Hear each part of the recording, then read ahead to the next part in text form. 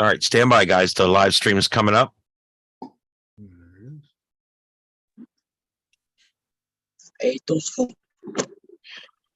All right, there we go. Hello, everybody that's on YouTube. Just joining us now. This is the Southwest Florida TechNet on Friday night. Actually, this is the Friday night TechNet. I forgot we changed the name. This is the Friday night TechNet. And we're on tonight. We're going to have a special guest host here in just a couple of minutes. Micah is going to be joining us, KN4IUU. Micah's been on for quite a while. It's Joseph's brother. And he's on with us quite a bit here on the TechNet. And tonight, he's hosting the TechNet. And so now that I got the YouTube started, Micah, I'm going to do that thing again where I'm going to make you the host. And then just turn around and make me the co-host. And that way, also, I made Chris a co-host as well. And Rick is here. I'm going to make Rick a co-host. Just that way, there's more of us here to kick people out if butt cracks start showing up. Here's Joseph. All right. Actually, is it? Oh, I can't make anybody else because I'm not a host anymore.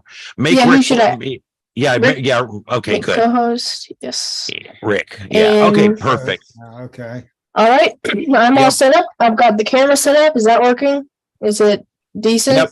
We can see you, and and all you'll need to do is just focus that camera when you want them to see it. Right. I'm getting the slideshow ready. I'm getting the slideshow ready. So yeah. So you got the screen.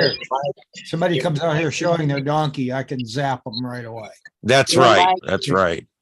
And you guys literally don't hesitate to kick somebody. The first sign of trouble, just kick them. Slam. If it's a mistake, we can let them back in and apologize. I don't care. But first sign of trouble, kick them. We didn't get in trouble for the last time, and I don't really care. Okay, I really don't. So let's not worry about it. Anyway, going forward, going forward. If you guys want to do a TechNet, you just let me know.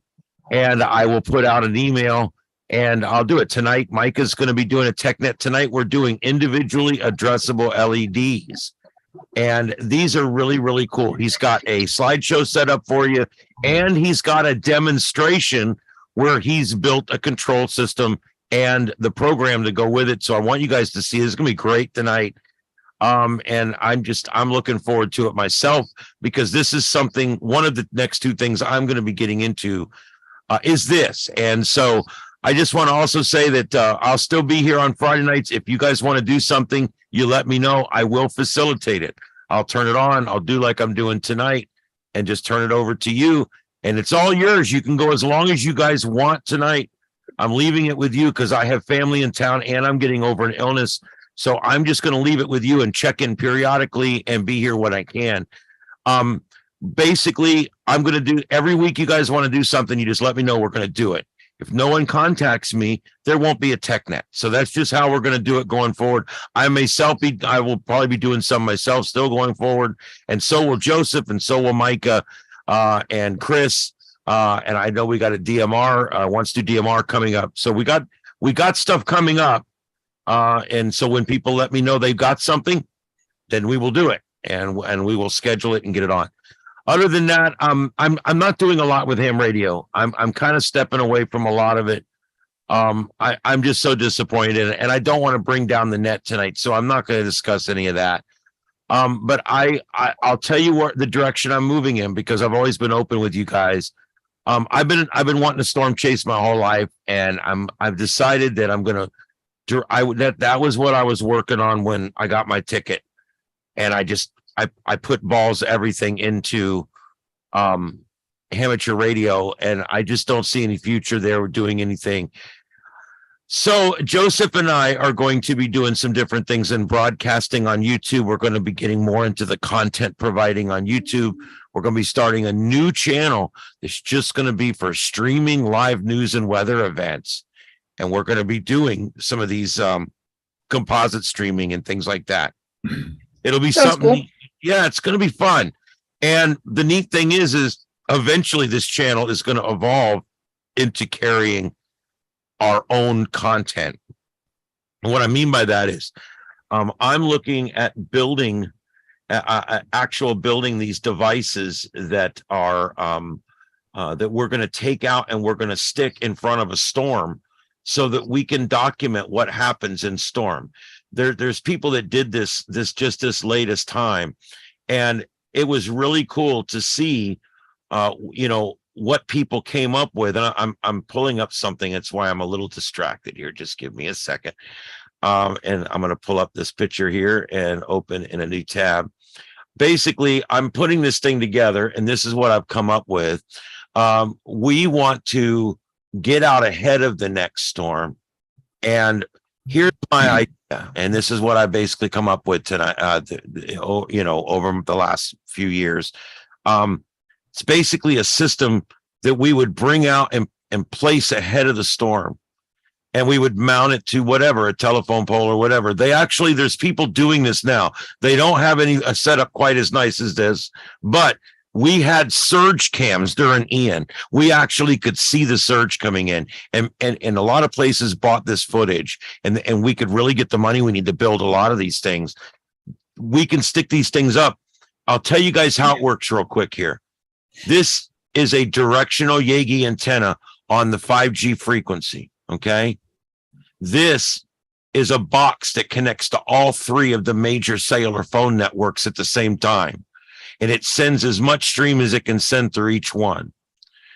Weather station, probably some kind of computer, not sure whether we're going to use the Raspberry Pi or whether it's going to be some other kind of an Android system or what we're going to put in there. We're not sure. And then up to 4 of these Bio batteries.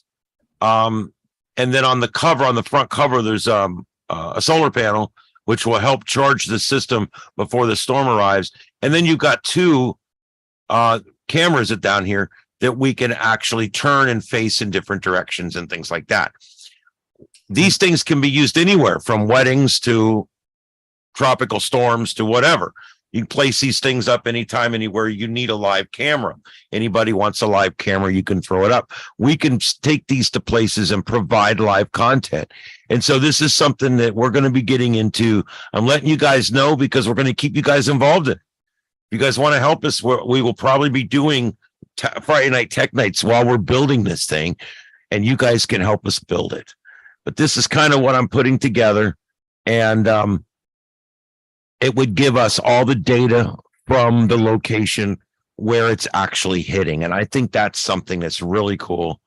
And the long periodic external antenna on 3 different cell systems, if I put this thing 15 foot up on a pole and the antenna is 2 feet above that shooting back towards land, this thing should stay up. I should be able to connect to cell towers that are 20 and 25 foot further, or 20 to 25 miles further inland. So anyway, this is something I'm working on. It's something I've wanted to do for a long time. And it's something I put on hold. And while I put it on hold and did amateur radio, other people went out and built this. And they've got it working now. This is your answer to Toto, I guess. Well, a lot of them did. This basically is. I'm sorry, go ahead, Micah. A lot of them didn't do anywhere near as good of a job as hopefully you and Joseph will do. Yeah, I mean, none of them have an actual working weather station on them, and none of them are using more than 1 camera, and none of them are using directional antennas. I think those 3 points alone, we're going to be able to send back a lot more data. We can send back maybe two cameras. We'll be able to remote control the whole rig. It's going to be amazing. And it's like if I'm chasing the thing and I'm there and I'm deploying these things, Joseph is up there where he can be controlling these things remote control. So it's going to be really cool. This is going to be something that I'm really getting into, and we're wanting to build the first one of these to deploy this coming year, and then we're hoping to make a little money with it on by selling the footage, and I'm not going to sit here and tell you what they made on the footage from that surge cam, because it's silly money. It's crazy money, but I could probably build 10 more of these. So the whole idea is to have a self-sustaining little business here, basically, where we can set up these, and with the money we make from setting up one, I can build another one. And then with the money I make from that, I can build 2 more. And eventually we can go out when there's big events and we can set these up all over events and live stream events for people. Live stream events just so that we get the algorithm. Live stream events just because it needs to be live streamed. You know what I mean? So this is what we're doing. And I just wanted to kind of bring you guys up to speed on, I kind of went a little crazy. I'm kind of done with ham radio right now. And rather than being done with it, because I'm not done with you folks. I'm done with ham radio. I'll be back in a bit. Back in just a minute. Yeah, Mike, I'll be done in 5 minutes. I'm not taking too much of your time, I promise. Yeah, you're good. I need to go for about 5 minutes. You're Okay. not to the point of letting your license lap, are you? You're just No. I'm not going to do a lot of local nets anymore. I'm not planning on doing anything. I am planning on hooking my FT8 rig and my Hex back up. I do still want to maybe do that in some contesting, maybe. I still would not mind putting a contest group together down the road if I can find 3 or 4 guys that want to do it. Yeah. I'm not giving up on ham radio, but I want nothing else to do with local clubs or about 80% of the people involved in ham radio. And to be honest, I want to be a content provider. And this is the other side of it. I thought that I could do my content providing that I wanted to do on YouTube, basically being a broadcaster here. I thought I could do that in ham radio, but the problem is only 0.03% of the United States population is a ham radio operator, and of those, only about 20% are active, and of those, only about 5% actively watch videos online about what they're doing. So when you start really looking at it, I get an opportunity to entice about 1 out of every 100,000 people. The audience, the potential audience for the Friday Night TechNet is small. That's why I said I've quit looking at this as a future thing, and I've started looking at it as something we do because we have fun, and it's a way we can get together and work on our projects. But I'm no longer looking at this as a production where I'm basing my life around it. You know what I mean? I can't do it that way anymore. So I'm just letting you guys know, I'm being straight up with you guys. We're still here. We'll do this every week if you want, but someone needs to take the reins each week. So that's the plan, and that's what I'm working on. Does anybody have anything real quick? I am going to turn it over to Micah here in just a couple minutes. I do, real quick. Go ahead. Go ahead, Chris. Just about your project, something I noticed is and you briefly touched on it, was whether you use a Pi-Star or another computer. All of them are going to use heat. Yes. A Pi-Star 4 runs very hot. hot box, yeah. So you have to have a fan on it at all times. But any Right. small computer is going to generate heat. So you should probably account for that. It doesn't take a lot of amperage away, but you should account for it when you're counting your. Well, here's I know, and it looks from that picture that I showed you guys, it looks like all this stuff is sitting down inside cut foam. Obviously, It's not going to be that way. Basically, it's going to be a wide open box, and everything will be sitting in there. Heat dissipation is my number one concern. Battery life is my number two concern. The heat dissipation, I cannot vent this thing to the outside. I want these things to be watertight. Yeah. You'd be surprised. These things can actually handle a lot of heat. Yeah, but it's the equipment inside. Here's the thing. What I'm looking for is if we take this thing, I cannot vent it to the outside. So what's another way of getting out heat? I've thought about putting one of those little plates that he buys, that Joseph has, where it transfers heat from one side of the plate to the other. Do you know what I'm talking about? Yeah, I do. You apply voltage to it, and it actually moves the thermal energy from one side of the plate to the other. I could take one of those and put it on the back of this thing with a little heat sink on the outside of the box. And I would have to mount a piece of metal on the back of the box and seal it in real good, and have a heat sink that would actually, you know what I'm saying? Am I making sense? I would cut the plastic out, and I would glue a piece of metal in there that would have a heat sink on the outside and the processor on the inside. Yeah, no, I know what you mean. A little thermal cooling there. And then the box would still be watertight. I mean, this is something that you can literally, I'm going to test this thing underwater. I want this thing to, if the tide comes up 15 feet and this thing's underwater, I want it to survive. And not only that, all the ones that they had up, they all died during the storm. I want the first one that literally is still up when people come out after the storm. I want to still be up broadcasting. Yeah, you have to get pretty high. Micah's turn. Okay. All right.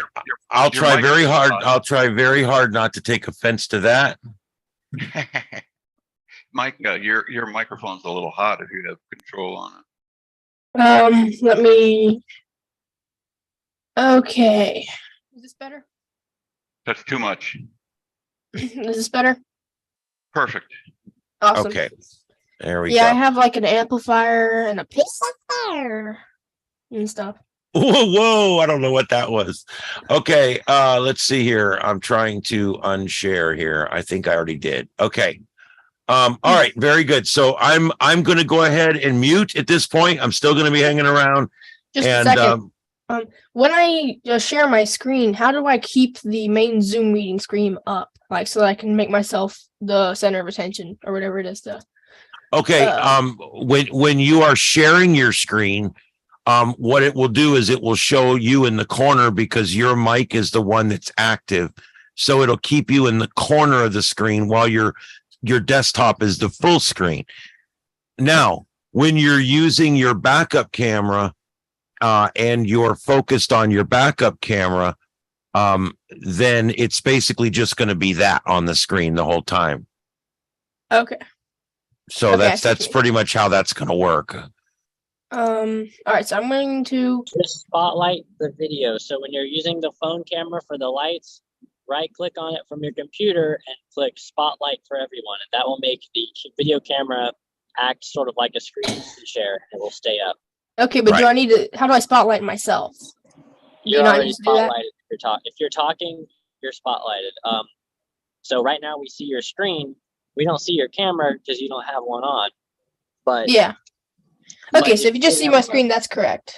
Yeah, if you're sharing a screen, then it's the same as spotlighting someone's webcam. Okay, got it. All right, so today we'll be playing with some LEDs and these little things called Arduinos. They're pretty cool. What you use them for is they're basically a very weak Raspberry Pi, or sort of. It doesn't have an operating system. You put some code on it and it executes the code. It can be as complex or as simple as you need it to be. So that's what we'll be doing today, and we're going to go to the next slide here, which didn't work. Oh.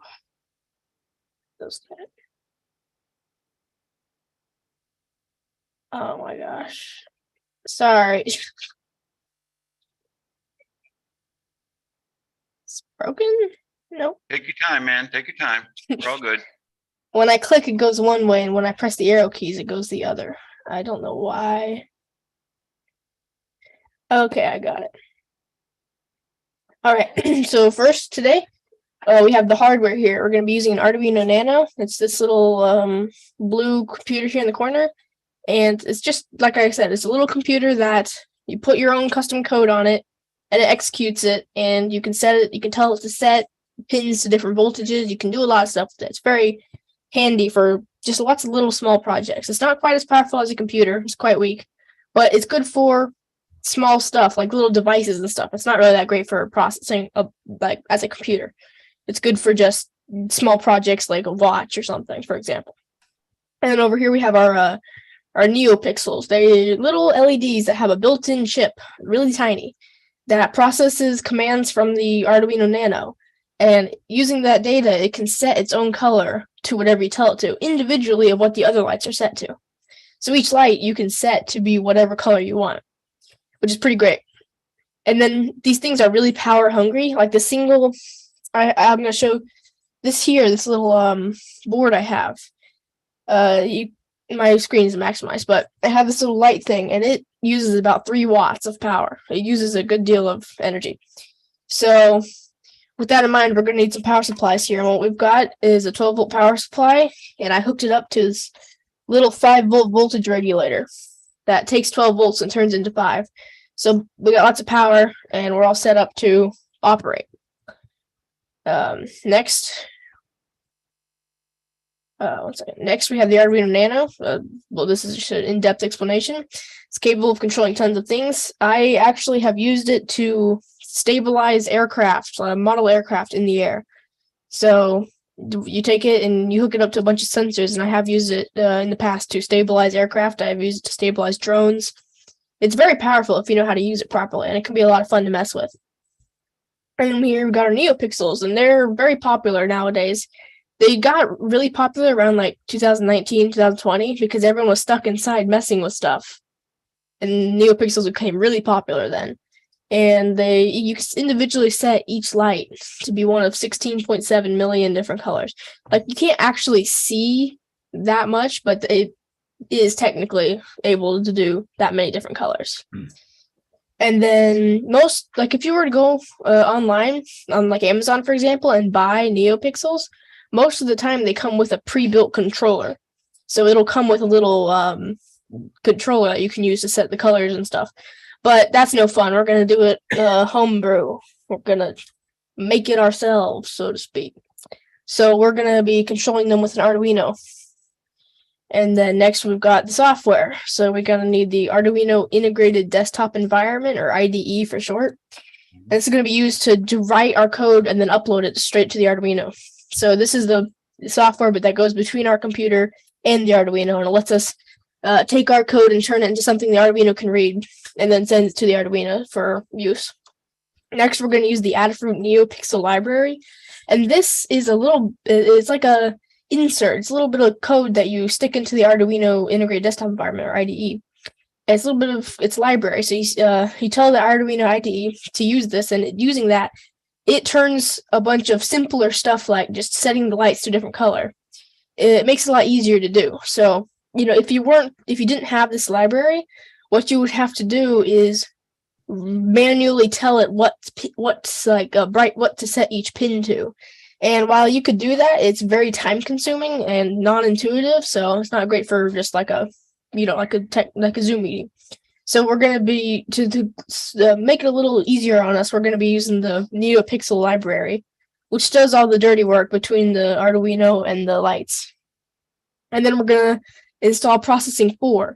And I did write some software specifically for this project that you install on your computer. And once you do that, you can control, if you ever want to do this project, you can just test it via my software that I wrote. And it took a while, but it's a lot of fun. So you're going to need processing 4 here. You're going to need Arduino IDE, and I'll show you how to install the NeoPixel library. All right, so to download the Arduino IDE, you're going to want to go to arduino.cc/en/software, and you're going to download the Arduino IDE. Then you're going to run it and open the file. And then to install the library, you're going to have to go into the Sketch tab next to File, I believe. And you're going to go Include Library, Manage Libraries, and you're going to search for the Adafruit NeoPixel library. And then after that, you install it and exit. And I'm going to be showing you how to do all this on the live demonstration. And then we have the Processing 4 installation. You can download Processing 4 from processing.org/download. Then you're going to open it, and we're going to have to install another library. We're going to go Sketch, Import Library, Manage Libraries, and we're going to search for and install the Control P5 library. Again, I'll be showing all you guys this a little bit later. And we're going to be doing our live demonstration. Before I do that, does anybody have any questions about any of this? Nope. Did I happen to see a TTL device involved? TTL? What? Well, serial to TTL. Did I see that on the Arduino? Oh, that is on the underside. Yes, there is a little chip on there called a CH3040G, and it takes your USB stuff and turns into serial. So, yep, you did see that, but it's on the bottom of the board. So, The top little black chip, that's the actual computer chip. You can go back and look at that real quick. This little black chip here on the top, that is the actual processor. Right, and that's the USB connector there. Yep, there's USB. Wrong arrow. There you go. Yeah, that's the USB connector. Okay. And there's your reset and the TXRX power, and L must be ground. Yep. And fun little fact here, that processor on this thing is about twice as powerful as all the computers on the Saturn V, which went to the moon. Right. Which is really funny because it's like $5 on Amazon. And it cost them like a bunch of money to do that. So I just think that's amusing. The first handheld calculator I ever had seen was it did plus and minus and subtraction, all of that. That's it. Just those 4 things. And it plugged into a wall. And I said, wow, that's cool. How much was that? And he said $150. And that was in the 70s. So that was. That is really funny. But that's also cool. Yeah, neat. My dad has a lot of stories like that. But yeah, so after I'm going to real quick end the stream, and then we're going to go over to the camera.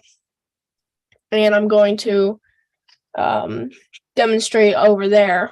Let me maximize it. Okay, we got this maximized here. And what I got this little board here from Amazon. Or sorry, not Amazon, from the Huntsville Hamfest for about $30. And what you can do with it is that you can take these little mini boards here, and what you can do with these boards is they snap in to these little grid here, which makes it really easy for like prototyping and testing. And I thought it would be cool to just help us build it here on the spot. So what we got here is a breadboard with a single Arduino plugged in. Let me see if I can get rid of some of this light. I guess that's all right. I don't want it to be too reflective so you can't see the Arduino. But yeah, here we got is the Arduino. And like you said, it's got the reset pin, it's got the chip on it, and it's got the USB port. And then we got another slightly bigger breadboard just for wiring up the power supply and whatnot. That's quite difficult to get in. Okay. So there's the breadboard. And then we got the neat thing, the fun thing, and that's the actual lights themselves. Now, because I have to fit all this onto a single screen, I went ahead and I cut them apart and I soldered them into like a zigzag pattern. And what that lets us do is fit a lot more LEDs in a much smaller area, just so you can actually view it on the screen. And that's the nice thing about this. You can just cut it and solder it in whatever shape you want, and it'll still work just as well. And that's why I like them, because they're a lot easier to play with and a lot more fun to mess with than the standard light strips, which can't be set individually. All right, so first thing for power here, we got a little 5-volt voltage regulator. Power comes out one side, and you put it in on the other. And we're just going to press this on right here. Just like so. Okay. And then now that we've got our power rails here, we're first going to hook positive up. And then we're going to hook up signal, which we're going to be plugging into the Arduino pin 6 right here. And we're going to jump ground from this trail to the Arduino. And we're also going to plug in this right here. This is a little connector that connects to the strip. Focus. Yeah, there we go. Connects these, and then it splits it apart into little breadboard compatible pins. So we're going to push this in right here. I'm going to plug positive in. Then we're going to plug signal in. And ground. This is all just the wiring. We'll do the actual fun stuff in a minute here. But once we got all that set up, we're going to plug this in back here. And that's almost complete. Our circuit is almost complete. I just want to keep this out of the way here. We're still missing we're missing one thing, and that's a little capacitor. Because since these lights use so much power, when you switch from, say, blue to white, it gets a power spike. and that causes the lights to reset and forget what color they're set to. So we're just going to real quick put a little capacitor here so that no power spikes happen. And then I built a little diffuser out of some foam. It's just a sheet of foam with no paper on it. And we're going to put that over the board just to diffuse the color. And I can remove it in a bit, but without that, it's too bright and the camera can't see anything. Excuse me. We're going to hook up the power here. This is just 12 volts. Plug it in here. And then we're going to hook up the Arduino. And the Arduino is going to come to life. And if we give it a second here, unless we hooked something up wrong. Oh, yes, we did. Okay, now it's running a... No, that is terrible. You cannot see it at all. Well, it's running a tests thing I uploaded to it earlier. I'm going to fix that if you give me just a minute so you can actually see what it is. But now that we got our test circuit hooked up, I'm going to unspotlight this and share my screen again.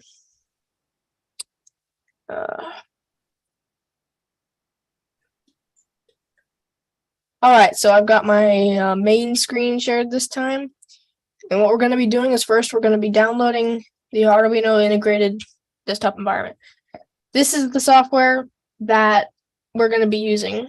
And you want to download this version here, the legacy IDE, because the actual one that they say right here, it has a lot of bugs with debugging. So like when it fails to upload code, it doesn't tell you why, which is a bit of a problem when you're trying to upload something. So use the legacy version. That's the version I use. And you're going to, depending on what version you are, you're just going to download whatever you need. I'm on Linux. They are going to ask you if you want to support them. Just download, or if you want to, you can, but I am poor, so I don't do that. And you get a tar.xz file.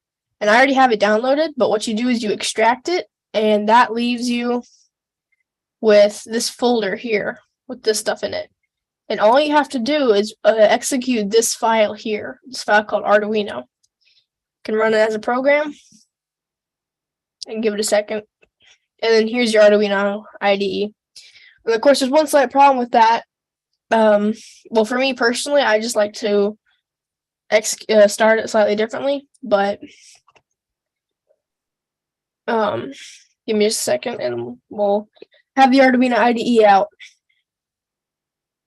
Okay, so here we've got some test code I set up, but first, for the tutorial, we're just going to go to Sketch. This is how to get the Adafruit NeoPixel library. It's pretty important. Then we're going to go Include Library, and then Manage Libraries. So doing this opens up this little screen called Library Manager. And in here, you can search for libraries that basically they're just packs of code that get injected into your script when you upload it. So basically, it's just a bunch of pre-written code that saves you time.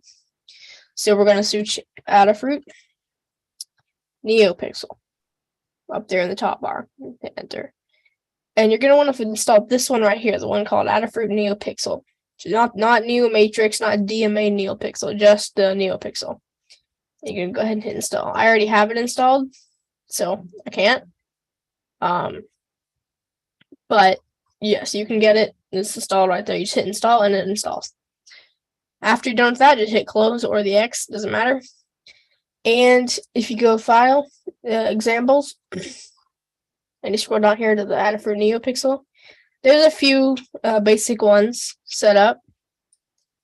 And just for testing, all you have to do is that and upload. That's all you have to do just to test it and make sure everything's hooked up correctly. You give it a minute, and now if you look at the, let me stop sharing and maximize the camera. It runs a bunch of tests just to test that the screen is working. Apologies for it being so bright. If I remove this, it's not much better, but I guess you can't tell what colors it's supposed to be. But this is just the test code that comes with it that lets you just test your strip and see how it's working. But Yeah. So now what we're going to do, and let me just tell you in person, this looks a lot better than it does coming through the camera. So just hopefully you're a little bit console. Give me just a second. I'm turning off my light so it looks a little better. Yeah, there we go. So using this, we can do some cool stuff here. So most of this is software. The actual like wiring up and hooking up is just part of it. It's a very small amount of the stuff we'll be doing tonight. So once we got this hooked up and we know that the actual strip here is working, we can start doing some of our own programming. So I'm gonna share my screen again. And excuse me, I have a bit of a cough.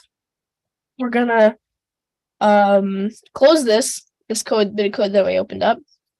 And what we have here is just some test code I wrote ahead, and I'll show you what it does. So basically at the very start, we tell the compiler, basically anything that starts with the pound symbol, this symbol right here, is telling the software to include this library. So basically, when you upload my code, add this code to the start. That's basically what we're telling it to do. So this is just a message that tells the compiler to include our library that we just downloaded. Next, we're telling it to define these two variables, LED pin and LED count.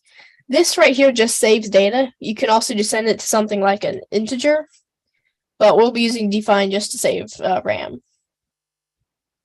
And then we have LED pin, which is 6, and LED count, which is 30. So you can set those to whatever you have. I recommend leaving your LED pin on 6, and then over here, make sure it's hooked up. Make sure that your actual Arduino is hooked up to pin 6, or else it won't work. This pin can be any pin except for 0 and 1, and pin 13. So that's a little cool thing. But once you have your LED count set to however many LEDs you have, I have 30 in this case. It's because it's a 5x6 strip. And after that, you just tell it to make an object called strip. And you tell it to include 30. It has 30 LEDs. You tell it the pin is number 6. And you tell it what mode to use. The type I have require green, red, blue, and 800 kilohertz. This is almost always this. Sometimes it's slightly different, but it's almost always green, red, blue, and kilohertz 800. That's basically, you don't have to mess with this at all. All you want to do is copy this if you're doing it yourself and only change pin 6 and the number of count. That's all you need to ever change. The rest of this is almost guaranteed to work. Then, and void setup, which is run once at the start of your code. So pretty much this all works in order. So the top code is run first, and then when you upload it, it runs this code, and then it runs everything in here. So what we're telling it to do is strip.begin, strip.show, and strip.set brightness. And I'm going to explain what each one of these do. So see how up here we told it to create a thing called strip right here. We told the library to create us a strip to use, or a strip of lights in this case. We can call it whatever we wanted. And we told it what pins to use, how many we have, and what data stream to use, what type of data to send. After that, we're just going to do strip.begin. So that tells it, all right, so connect to the lights, basically. You're telling it, okay, the lights are on here, send it some data and ask it, basically test it. Connect to the strip and make sure it's set up. Then you're going to do strip.show. And what this does is it sets all the lights to 0. It clears the lights of anything they had in previously, because the lights don't update unless you update them manually. So if you turn off the Arduino and you plug it back in, it'll save the color of last time. And then we're going to set brightness. This is a number from 0 to 255. And basically it's just how bright it is. 255 being 100%, 0 being 0%. And we're going to set it to like 200, so it's not wiping, or like 150, so it's not washing out the camera so much. And then this final one called strip.setPixelColor. This is the one we're going to be using the most. What it does is you take the strip object, like I just said. Basically, this is how you refer to the strip of light, your light strip. And we're going to tell it to set the color of a single pixel. Right here, we tell it the first pixel, or which pixel to select. In this case, 0, which is the first light in the strip. Then we tell it the green value, the blue value, and the red value. Actually, it's the red value, the green value, and the blue value. I'm sorry. But these are all numbers from 0 to 255. They each choose how bright a light gets. So to do white, you would do 255, 255, 255, because that turns all the colors on. And you know what white is? It's all the colors. So there you go. And at the end of setting all of your light colors, setting your every light in the strip to a certain color, then you just run strip.show. And after you do that, it uploads all the data from each of the times you set the lights from all of this at once. So basically, each time you do this, it doesn't do it in real time. It just sets in the RAM or in the memory of the Arduino what pin or what light is what color. And then at the end, you update all the lights. So if we upload this after making sure everything's hooked up, it is. If we upload that, then just give it a minute. Bingo. Let me stop sharing so you can see what we have. It's a bit of an American flag here. It's kind of sideways, but you can see it works. It's got the we told it to do 6 greens or 6 blue or 9 blues, and then just the stripes. I don't know if that's any better. Nope, that is not any better. I want to try to use this. Give me just a second. I'm going to set the brightness a lot lower because the diffuser makes it look way better. Oh, there you go. Okay, I'm going to set it to like 10. If you give me just a minute, it should look pretty good. It's like about the best I can get it. Try one more thing.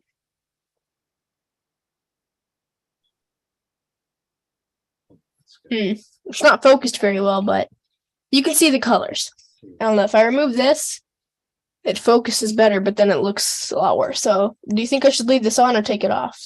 You should leave it on. It's much more easy to see what you're. Yeah, definitely. So with that in mind, give me just a minute. I have to mess this up. Okay, so this isn't spotlighted. So just uploading this little bit of code here, we programmed it to do an American flag, and you can't do that with a standard strip of lights, because with the standard light strip, an RGB light strip, you have to set the entire strip to a single color. So you can't. You pretty much you can only set the entire strip at once. You can't individually set any lights. With this, however, you can, which lets you do a lot of fancy stuff, like in this case, an American flag or like text. You can do anything. It's really nice. So with that in mind, we're gonna write a little live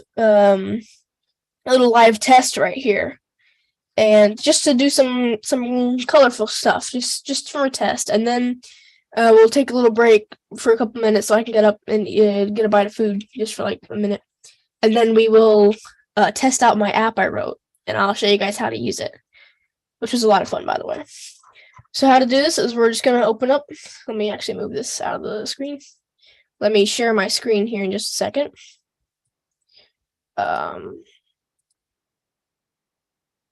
Give me just a second. Share screen. Screen 2. Okay.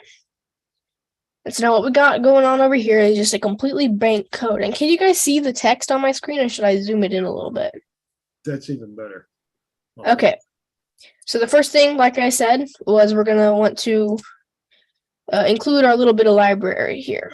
So we're going to go over here, and we're going to remember the pound symbol, include, add a fruit, and I misspelled it. You should, yeah, you should point that out.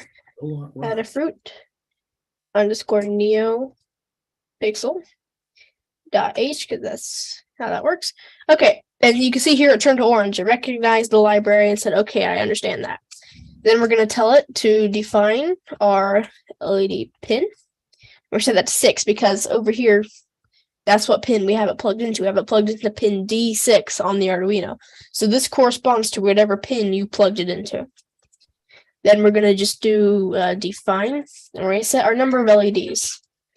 This is pretty important because if you tell it you have more than you do, it'll try to write to something that doesn't exist, and it really just messes up if you want to do math with it. You end up wasting RAM, you end up wasting the like lines of code, and you end up adding a lot of glitches to your Arduino when it tries to run it because it's trying to address LEDs that don't exist. So we're gonna add 30. Huh? Can you brick it? There is ways to brick it, but you have to mess with the TTL to serial chip. You can't just brick it by uploading broken code. Not They're that actually I'd pretty want to do it resilient. on purpose. Wouldn't want to do it on purpose, but Oh yeah, you can do it. I can show you how. You just plug plus I'm on into it. mine. You plug plus into minus and bang. Yeah, that'll do it. It'll let the smoke out. Oh yeah, I don't know. You don't want to do that. But anyway, after doing this, we're gonna want to create our strip. We're gonna want to tell it, when we say strip, we want you to do this. So first, we're gonna actually we can just copy it from up here, so I don't have to type out a big thing. And then we're gonna tell it to create a strip object, and we're gonna tell it we have to use LED count, or in this case, we have 30. So basically, LED count equals 30. So anytime we write this down, when it runs the code, it's going to replace that with 30. All it does is lets it look a little bit cleaner and lets us change it easily without having to go through to every instance of 30 and fix it. Then we're going to put in our number of LED, or the pin that the LED is on, which in this case is 6. And then we're going to tell it what data stream to use, what bit type, like how to send the data. We're going to tell it neo _ green, red, blue. So basically, we're going to tell it when you upload the data, upload green first, and then red, and then blue in that order, because it doesn't know. Is it looking for red, green, blue? Is it looking for blue, red, green? It doesn't know what it's looking for. So if you told it to display red, if it wasn't set incorrectly, it would either display green or blue or something else. So you have to tell it what the LED is wired up to, and they're almost always wired up for green, red, blue. Almost always. Basically anything you buy online is going to be, unless it's a special exception. Then we're going to also tell it to use 800 kilohertz baud rate. This is just setup. It varies very little across different things. It's just a formality to get this working. But once we have that, now anytime we tell it anytime we use this strip object here, it will directly set our lights. So what we're going to do here is we're just going to tell it to begin. And then we're going to tell it to show. And we're going to tell it to set brightness.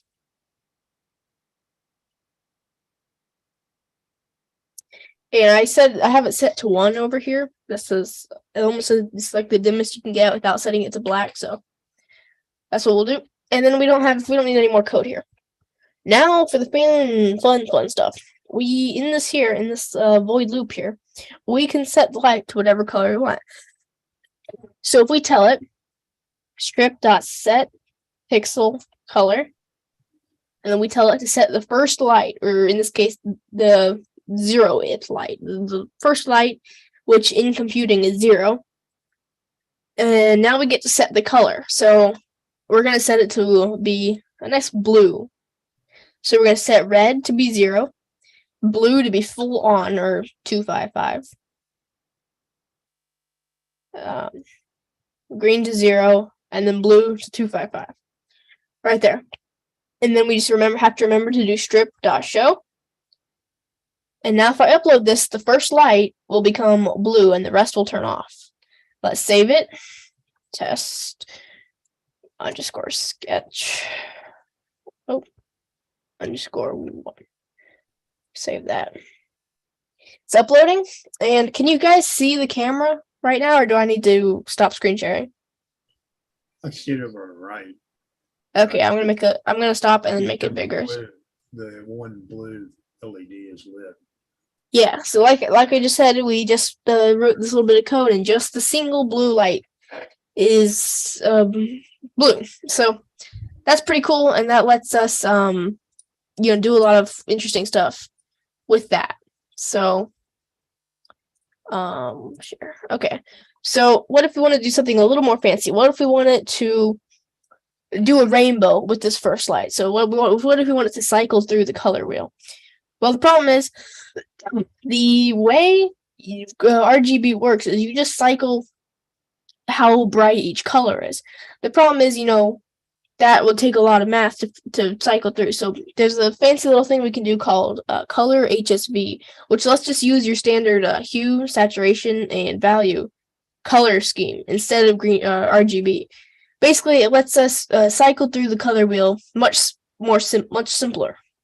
So all we're going to do is we're going to make an unsigned integer. So uint, and I probably typed it wrong. All right.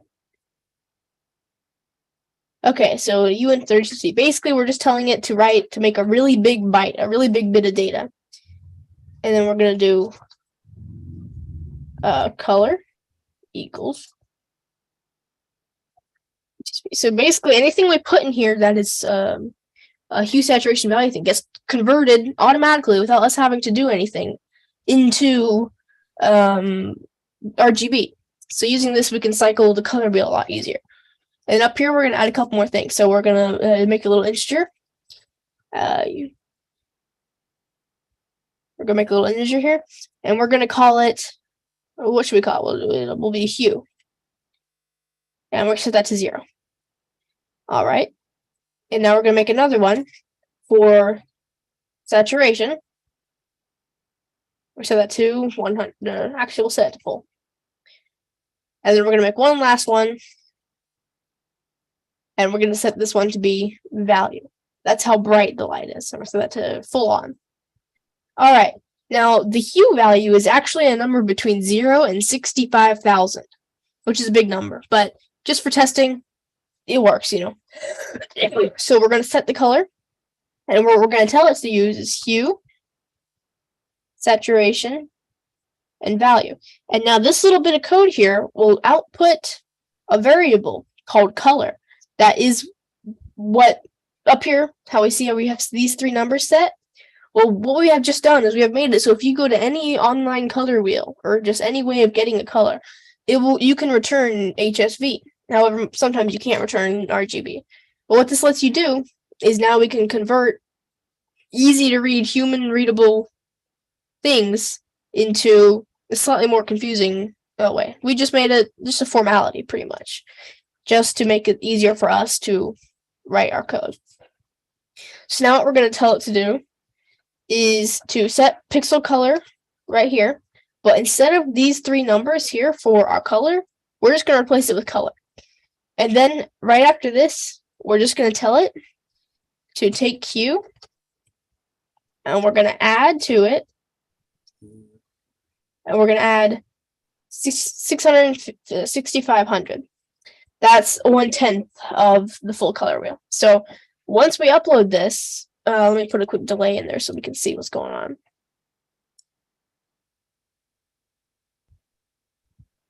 Once we upload this, the first light on our screen will start doing a rainbow for us.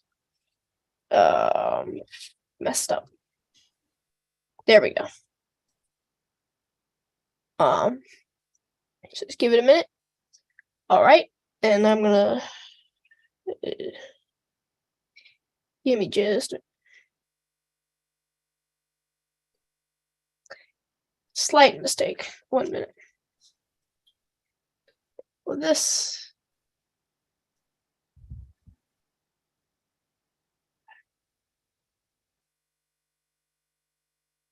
Okay, and can you guys all see? Oh, yeah. So the light here is doing a very slow rainbow, but if you want to smooth it out a little bit, let me share my screen again. We're real quick just going to change this number to 650 and then change this number to like 50.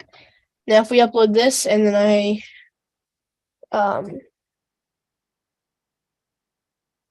stop the share, see it's doing a bit smoother of a light.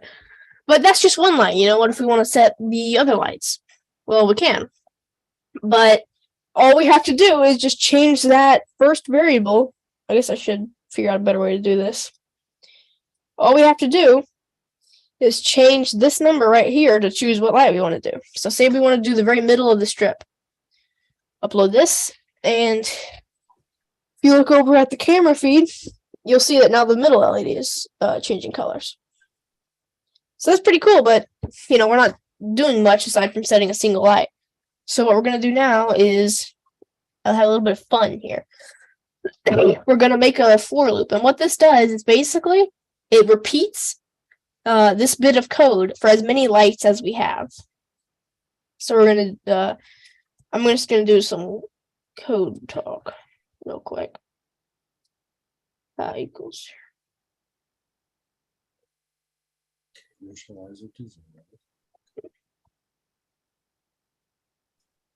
One second.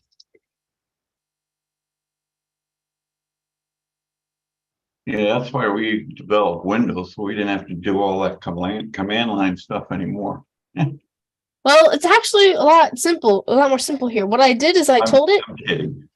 Yeah. But yeah, it's in C. It's a mix of all the C languages, pretty much. It's a custom thing specifically written for Arduino. So it's the closest to C# than any of them. So it's pretty much C#, but it's also C++ and C. Like, it has a lot of the stuff from that. It's a mix of all three. So I like it. It works. But what we're telling it to do is create a loop that is the length of our number of LEDs here. So basically what we told it is create an integer or a number called I, and we're setting that to 0. And repeat for as long as our integer that we just made is less than our number of LEDs. So in this case, every time it runs, this will go up by 1. And then once it's over this, it'll stop running.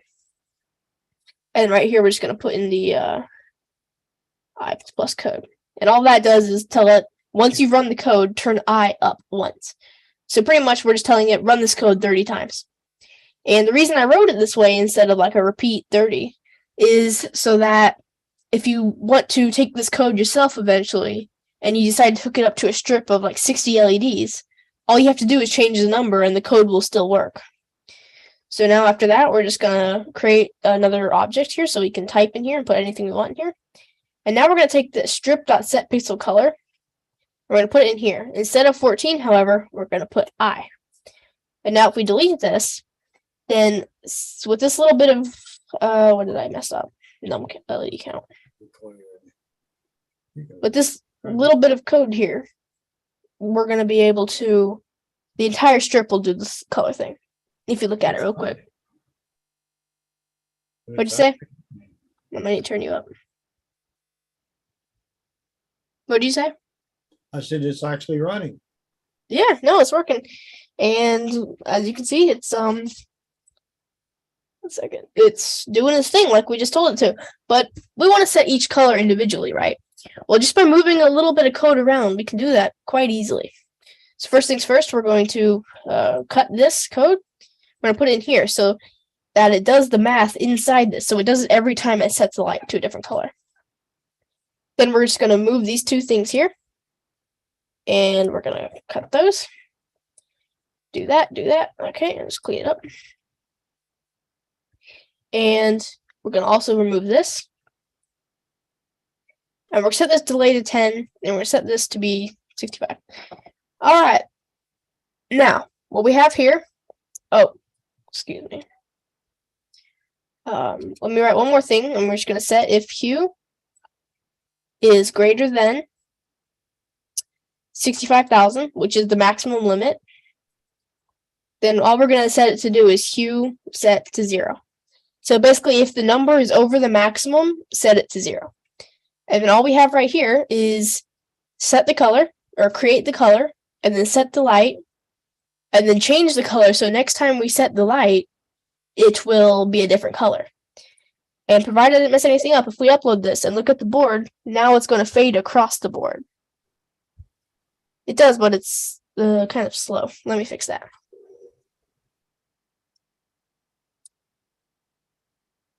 Give me just a second.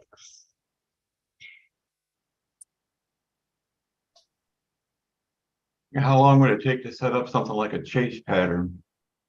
The real problem is more just figuring out the math of it, so much as actually doing it yourself.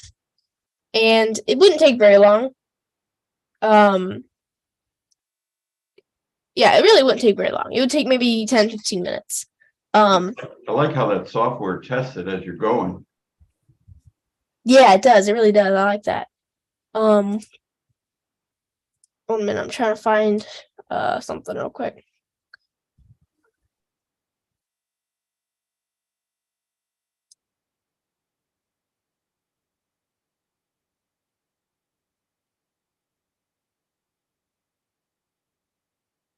Huh. Now I can't find it. Well, that's fun.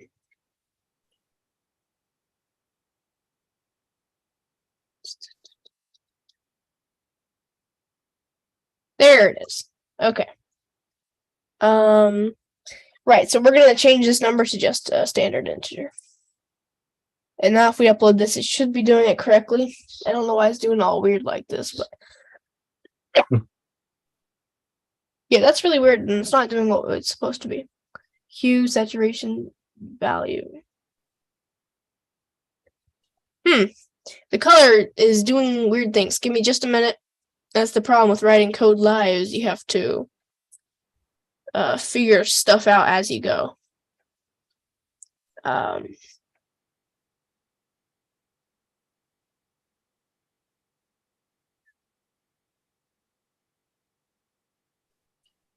All right, I've got the fix.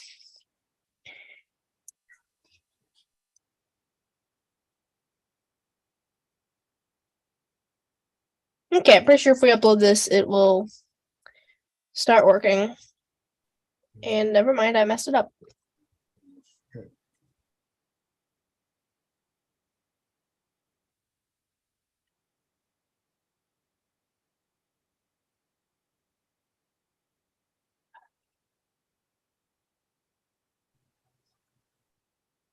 All right, and nope.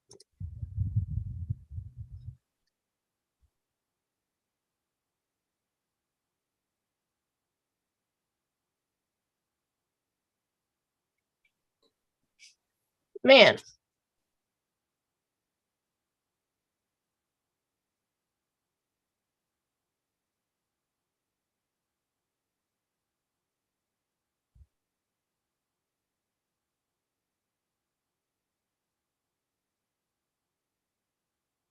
Okay. And I misspelled. Yay. Apologies for this. Yeah, look at that. All right, now I think it works. Yes, now it works. Hopefully. Okay. So that looks good and everything, but going too fast. And you can see it is changing colors, but it's doing it in a bit of a weird pattern, so let's fix that. Let's tell it to only change by 65. I really don't know what its problem is.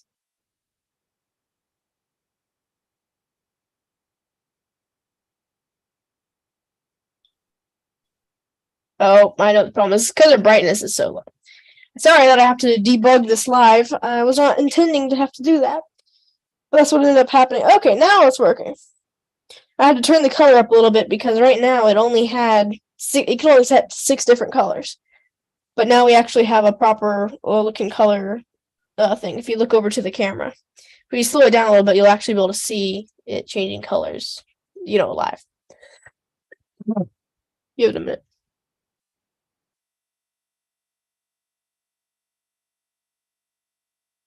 Pretty cool. I changed this number a little bit and upload it again. We got a little slightly prettier arrangement here. There you go. I'm gonna stop share for a second. It's kind of washed out, I guess. Well, that's a kind of a share. Or that's a kind of a chase. Yeah, it definitely is. It's just, it looks okay. And the thing is, it's mostly just math, figuring out the math to do all these different things. And pretty much all the math has already been done. For this thing, I'm doing some of it just as an example. But all you have to do to get to do some of some more pleasing stuff is you just open up this little bit of code, and I'll show you on my screen here in a minute. And if I just real quick upload this extra little bit of code I have just came with the library, it'll start doing all different kind of light schemes, and some of these look a lot worse, but some of them will look decent if you watch for a minute. It starts doing some more stuff. And really, if you just wanted this as like a pretty, a line up in your roof, or just like if you had some of these on your wall and you wanted to make them do stuff, all you would have to do would just be install this and tell it to only do. Let me share my screen and tell it to only do certain colors. Basically, this comes with the Arduino, and it's fully written. Everything's all set up. They already wrote the different colors and stuff. All you have to do then is just go down here, and there's different color schemes. There's different stuff you can do. And this is, if you just want this as a decoration, the code is already there. You don't have to write any of it yourself. You just upload it, maybe change some stuff to make it look better for the way you want it, and then it's good to go. You've got your lights. But like I said, I wanted to show how to do it, so I wrote that little bit of code. And there's a lot more, so we're going to be doing a little bit of extra stuff here in a minute, but this, for now, this is just the most basic stuff you can do with it. I'm assuming you can do this on a Windows computer as well. Oh yeah, all the software can come on Windows too. Should work on Windows, Mac, and Linux. Yep, and if you want, I can actually leave for a minute, and then I'll boot back up on my Windows partition, and we'll do the same thing over straight from the start, only this time I'll show you some different stuff. Rick, you okay if I do that? If I pass you host for a minute while I go over to Windows? Yeah, go ahead. All right, I'm gonna make host. Yep. And am I still screen sharing? If so, I'm gonna stop, and I'll be back. My phone will stay connected. I'll be back in like 30 seconds, I think. All right. Let me boot over to my Windows hard drive. I'm not the only one doing dual boot.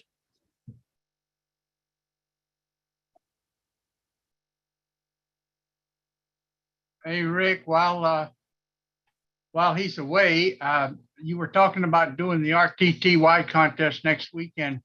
Do you know what baud rate they use for the contest? I'm trying to remember what the default baud rate is. Whatever the usual baud rate is, I think it's 45. Yeah, okay, 45 is the first one, yeah, and then they have That's usually 75 the narrow. default. Yeah, that's usually Yeah, the okay. default. Okay, I can probably pick up on that real quick during the contest. I've never done it before, but I thought I'd give it a try next weekend. Yeah, that's what I haven't done it this way before either. So I'm probably going to be stumbling and bumbling and falling on my face a few times to get it going. But I've got all the hardware here I need. I've just got to get. I've got to hook them. I've got to hook a 6-pin DIN up on the back one of these radios and do FSK out of my WinKeyer, and I should be all set. Oh, okay, I'm going to use FL Digi. Yeah, I'm going to read with FL Digi. I am on Windows now, so. Hear you I- fine. Huh? I hear you fine. All right, if everything's working, have I been made back to admin or host? Have you put me back to host yet? All right, let's see. What do I need to do that? Right click on Mica-KN4IUU, not the camera, Yeah, okay. and then hit make host. Let's go to more. Make host. Yes. You should be host now. I am. All right, thank you. So I'm going to share my screen, and we'll do this whole thing from the start. How does that sound? Actually, I'm going to stop sharing for a second and turn on my second monitor. Just so that I have a little bit more space to work with. The funny thing is that on the same computer, I like to boot both operating systems. I like to have Windows and Linux. I use Windows mostly for gaming, but also for testing stuff. And then, okay. Sure, let me share that. Let me move this over to my other screen. Yeah, this machine I'm on to you right now is both also. I've got Ubuntu. I'm running Ubuntu right now, and then the other one's got Windows 10. Neat. All right. So what we're gonna do is we're just gonna go ahead and do this from the start. How do I hide this? Okay, perfect. Close that. So we're gonna start with is we're gonna get the Arduino IDE. And I misspelled it, but we'll go ahead and download it. We'll head over here and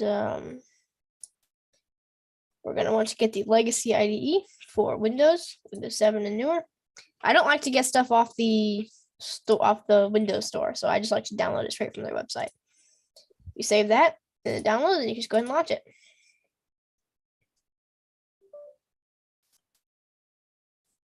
Yep.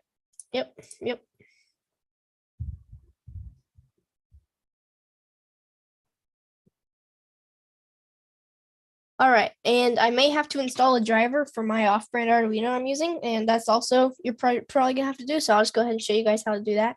Most of the time you don't have to, but if you do buy an off-brand Arduino, sometimes you have to install a driver. And I'm currently using one of those because it was the only spare one I had. So it's just gonna be one more step, but it's not doesn't take very long, and it's just something to do, you know. All right, give it a minute here. I'm liking your desktop background there. Oh yeah. If you're on Windows, there's this. Can you see that it's moving, or is it not moving on your Yeah, screen? it's moving. Yeah, it's I got live background software. It's called a wallpaper engine. It's on Steam, and it works on Linux. I got it to work on Linux, but it's kind of hacky. So I just like to use it on Windows when I'm on Windows. How can you get that? Where do you get that screen? It's on the Steam. It's on the Steam workshop. Steam. Okay. Yeah. If you can give me just a minute, we can change it. While I wait for my thing to install. Oh, I can set it to some other stuff. We got this. Northern Lights. I've got like the, I got some code. The Matrix. Yep. And then install this. Yep. There's stuff like circuits. If you like jumping washing machines, there's even that. I'll be looking for the one with a girl taking her bikini off. No, there's just a lot of cool stuff. Wait a minute, was there somebody inside that washing machine? No, it was some clothes. I'm sorry, a block of concrete. Thought I saw an arm or something. But yeah, there's just lots of cool things. It's eye candy is what I like to call it. Yeah. We got the Starship over Oh, Mars. nice. We got the SR-71 Blackbird Yep. flying around. What's this? You got just cool stuff like this. I'm trying to find my favorite one. I don't have very many. Where is it? Okay, it's just vanished. That's fun. Here's one of them. Man, where is it? Oh, I've had nights like that. You had what? I've had nights like that. Well, I'm just trying to find the one I wanted to show you guys. That's It's one of them SpaceX Crew Dragons. Here it is. This one, I really like this one. Oh, this is cool. And then there's also a deep space one. I think that one's super cool. Nebula.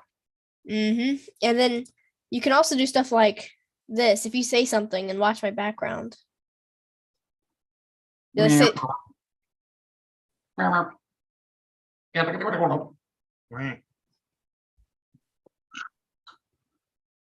yeah, I just thought that was pretty cool. So you can, it's a cool software. It's like $3, I think. I think that's how much I paid for it. But yeah, there's just tons of cool stuff you can do with it. I feel like I have gotten my money's worth out of it. And there's just so many different backgrounds. There's just tons. So you can just like set it to whatever you want. And then poof, look at that. You got eye candy. But Arduino IDE is finished installing. So we're going to go ahead and open that.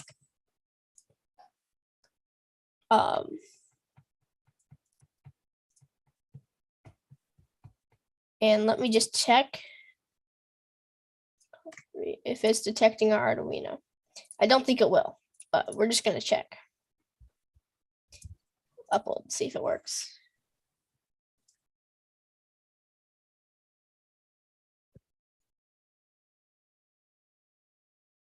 Yeah, I don't think it did. Wait, what? Hey, I think it actually worked. Hey, I didn't even have to install a driver. Nice. You don't have to install a driver of some kind. Yeah, all right, but what we're gonna do here is, remember, like I said, we're gonna go to Sketch. We're gonna go into Include Library, Manage Libraries. And this is great too, because this is just straight from the start. Excuse the cough. I was outside in the cold, breathing really quickly because I was running up and down the street or jogging, and that makes you get a cough. So, oh, it's not searching. What's the temperature in Huntsville? It's been like 38, 40. Yeah. I woke up to some ice on top of the trash cans, and there was actually still there by midday, so that was something. But we're just gonna, About yeah. 68 to 80 degrees here. Oh my gosh, it's hot over there. You poor That's guys. hot for, Well, that's all right. You know, I used to live there. It's nice. It's Florida. yeah. I mean, A hurricane. You're good. yeah. But here we go. We just installed the NeoPixel library. Hit close.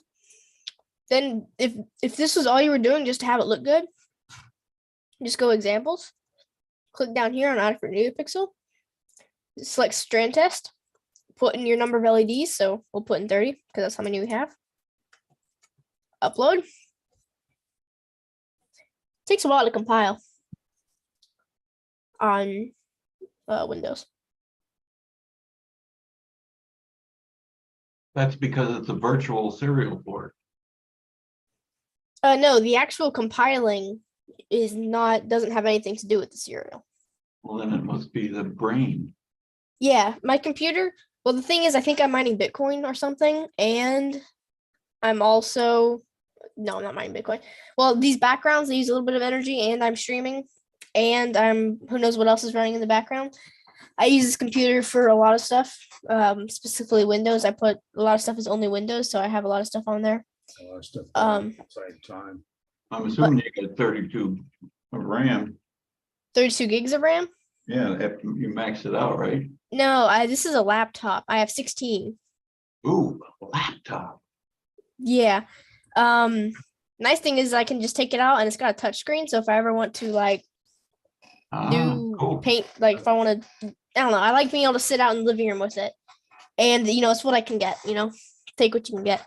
But it's nice, it works, it does everything I need it to, and I can even do some light gaming, so that's cool. But yep, if you're looking at the light stream, it's doing its job, but that's not what we came here for. We came here for some fun stuff. So I'm going to go ahead and close these two things. And I just realized I am kind of dumb because I left some code that I need over on the Arduino, over on the little Linux computer. So I'm going to have to boot back to Linux in a minute. But real quick, download processing. And the problem with processing is that if you ever need to Google something about it, like processing for download, it's really difficult to find what you need because processing is such a generic word. You know, like Arduino isn't generic, but processing, that, like, you know, you can find searching processing right now. It does come up with processing.org, but it also just comes up with a bunch of random stuff. So luckily for us, it came up with all we needed, but can be difficult to find. So that's what the link is, processing.org. Then if you just hit download, and you can download just the latest version. We're going to go ahead and grab the Windows. And it's not that big, but it works, does the job I need it to, and it does it well. So I'm not going to complain.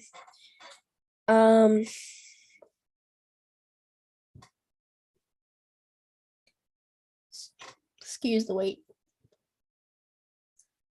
Okay. So you do have to extract it here.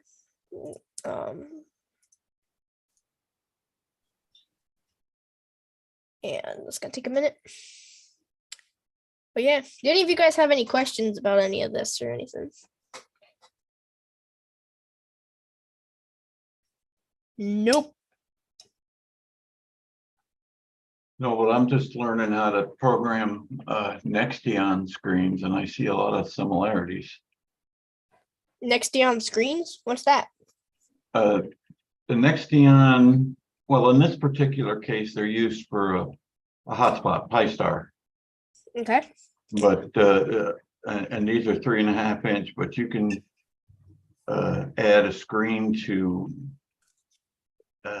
actually it's good for anything because it's I mean, like, you could probably figure out a way to put a screen on that setup if you wanted to with one of them. Oh yeah. Oh yeah. I played Tetris on a little screen I plugged into that. But you have to have that one of those little serial to TTL devices to program them. And there's people who've made images and you just upload the image to it. And it does Neat. take a while. That's nice. I've got a little Raspberry Pi with a screen on it. That's it right there. Yeah, that's a Nextion screen. Nice. Yeah, it's a little TFT is what I call them. The touch screen. Is it touch screen? Is the one you use the touch screen? Yep. Nice. Yep. The Pi-Stars aren't native touchscreen devices, Support. Yeah. but sometimes I got them to respond to a reboot once, but that was about it. A lot of the time you have to install special drivers. Which when I got this one, it is very difficult to find the drivers you need. But anyway, so we got over here, we got it installed, and we got this right here. Processing.exe. You have to hit run anyway, because they haven't paid Microsoft like $1,000 or anything to get their thing verified. So, but you just hit that and you launch it. And you want to know something funny? Processing came first. Okay, processing made their thing. And then Arduino came, and they were made by the same people who made processing. And processing, or Arduino, is just reskinned processing.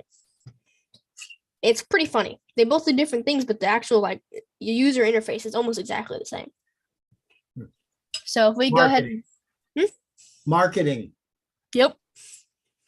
If we go to Sketch, import library, manage libraries, we need this one library called Control P5 right here. It's just like the Adafruit NeoPixel library. It just makes some things easier, but all it does is just a bunch of code that I don't have to write myself. But if you go ahead and hit install on that, wait a bit for it. While I wait for that, we can go over to my GitHub.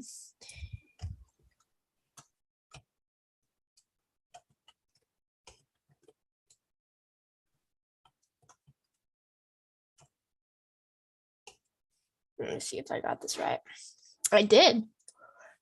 So if we head over here, this is my GitHub repository that I made for specifically this project. And I don't know why it says 7 hours ago, but it does. Oh, my system time is messed up. But basically right here's what we got is the NeoPixel control library. It's not library, it's the code I wrote. It's quite a lot of code. But we're just gonna copy this. And this is the code I put up in my GitHub. You can go to github.com/kn4iuu/neopixelcontrol or just github.com/kn4iuu and then click on my thing. But all we're going to do is we're going to copy this. And now this is finished installing. We're just going to paste this in here. And now we got our code. This is the app that I wrote. I also exported it as a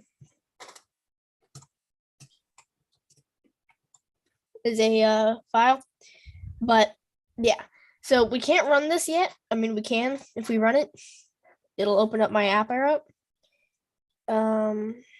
Exactly, this is the problem.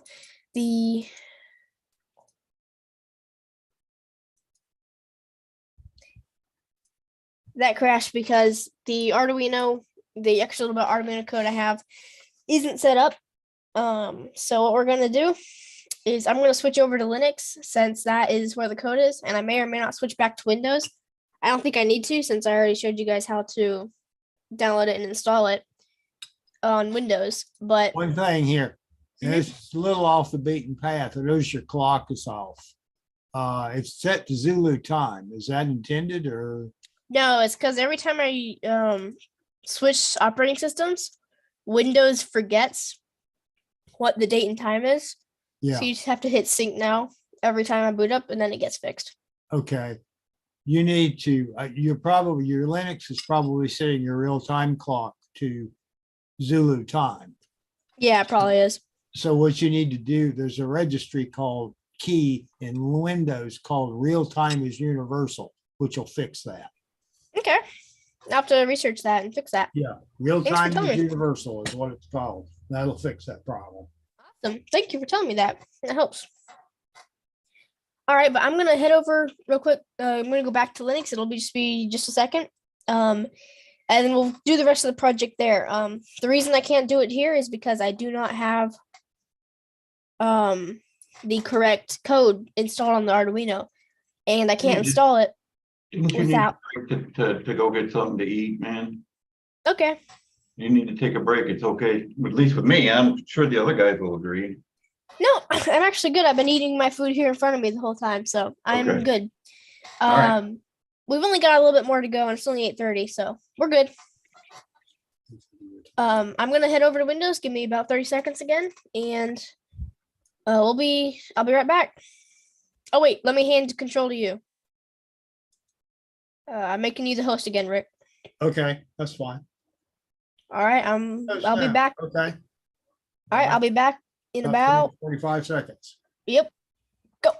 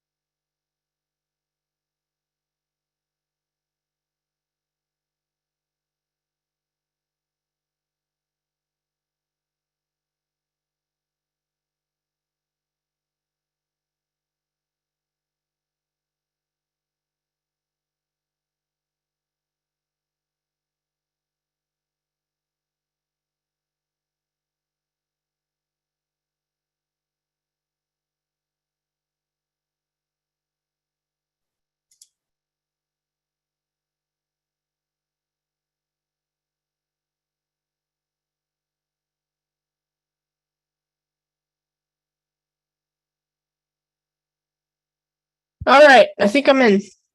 All right, I'll make you the host. All right. Sorry that took so long. I had to set up my microphone amplifier. Yeah. I didn't have to do that on Windows. You're the host.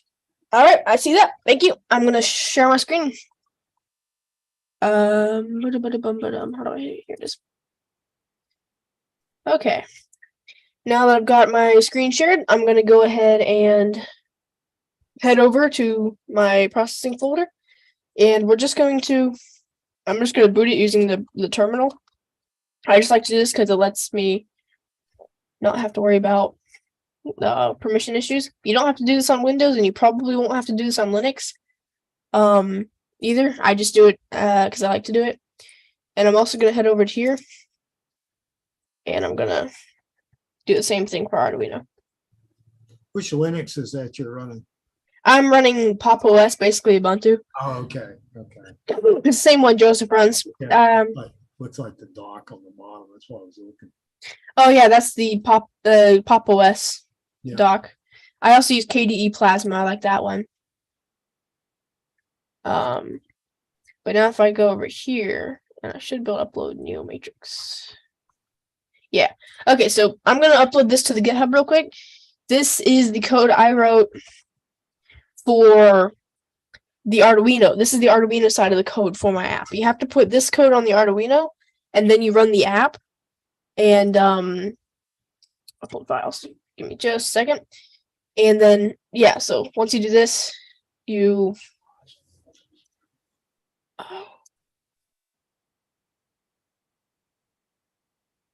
Let me real quick do this.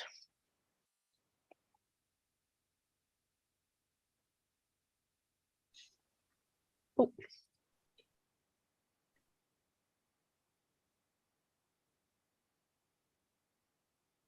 Okay. Let me upload that real quick.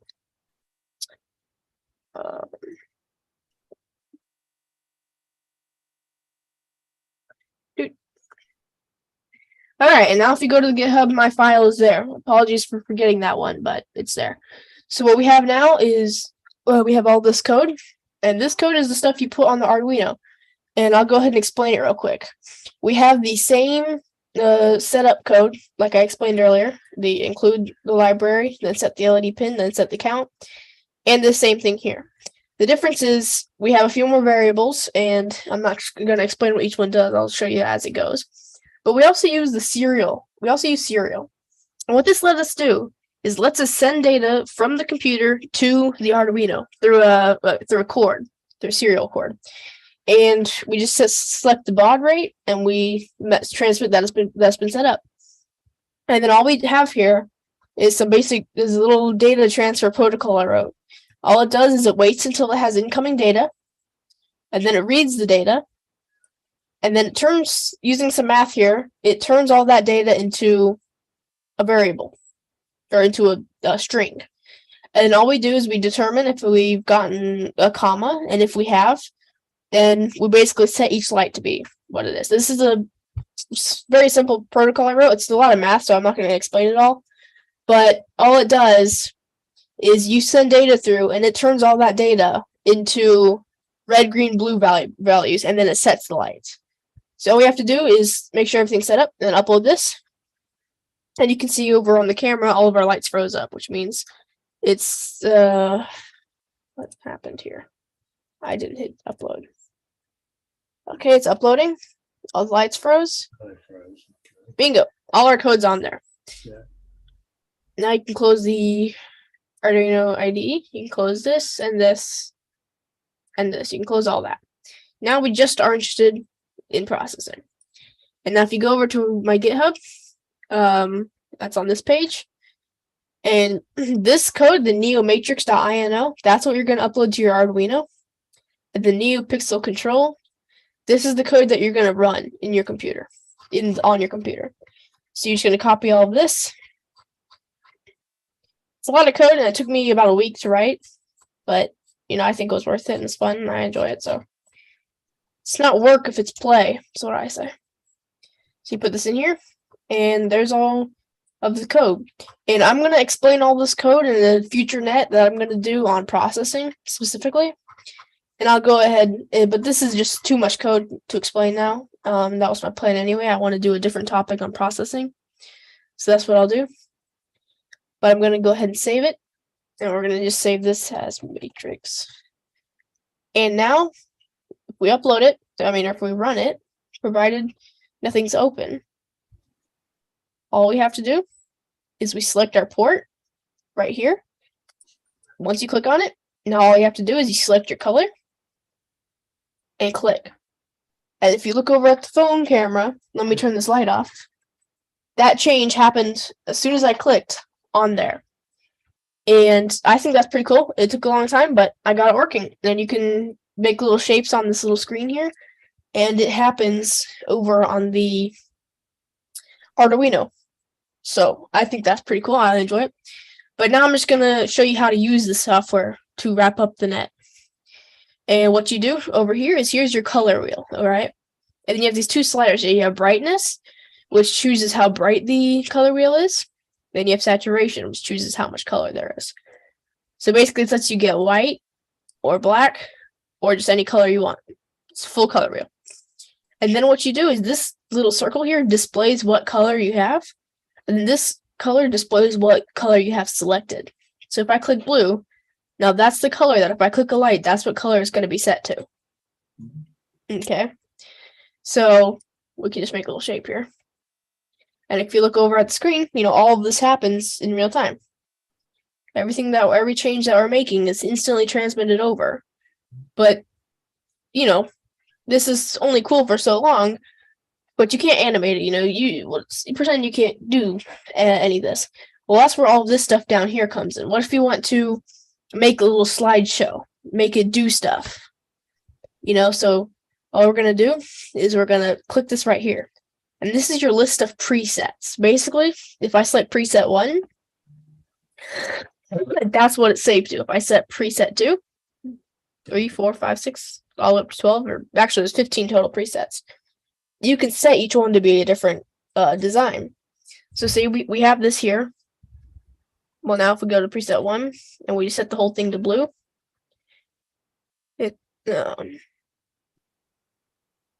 all right, and then we tell it the length of what we only have 2 presets in here. So now if we tell it the length is 2, and we tell it to speed up, if we run that, now if you look in the Arduino, it's going to blink the red on and off. I don't know if you can see that, can you? Oh, yeah. Oh, yeah. All right. Well, so what if we wanted to do something like an arrow or something? Well, I'm just going to explain in a little bit better detail. Each of these presets is a completely saved config for what to set all the lights to. It's saved and it's completely separate from the other. So you can set each one of these to have just like a random color in the center or anywhere on it. And then if you run it, you set it to the length of your last, this is your length slider. If you set it to the length of your last slide and hit start, it's going to freeze up for a bit and then it'll do our last changes.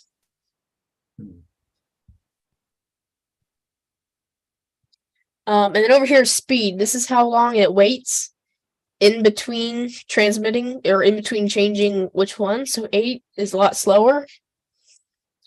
9 is the slowest. And then 10 is the fastest.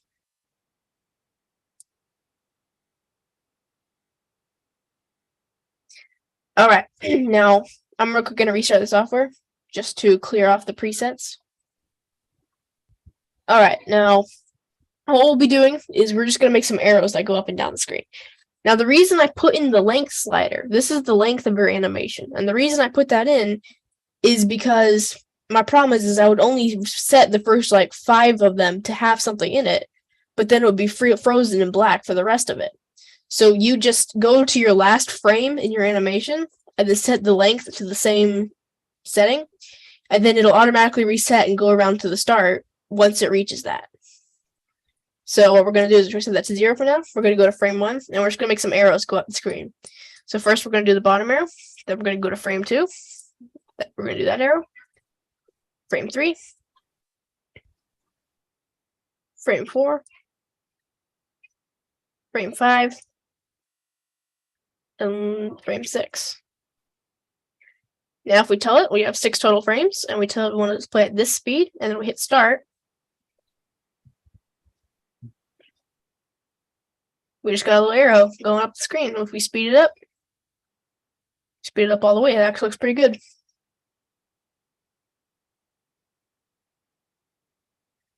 Or if we wanted to do some radio waves. Let me restart real quick. I need to add a white button, but real quick. If we want to do radio waves, for example. What's good color? Like green. Can do like that. And then do do like.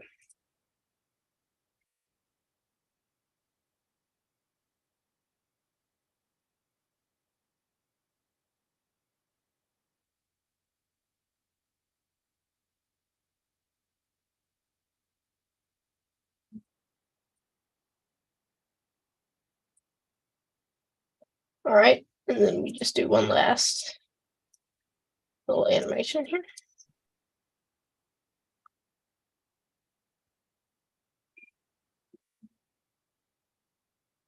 Doesn't look quite like I wanted it to, but you can, just animate basic stuff.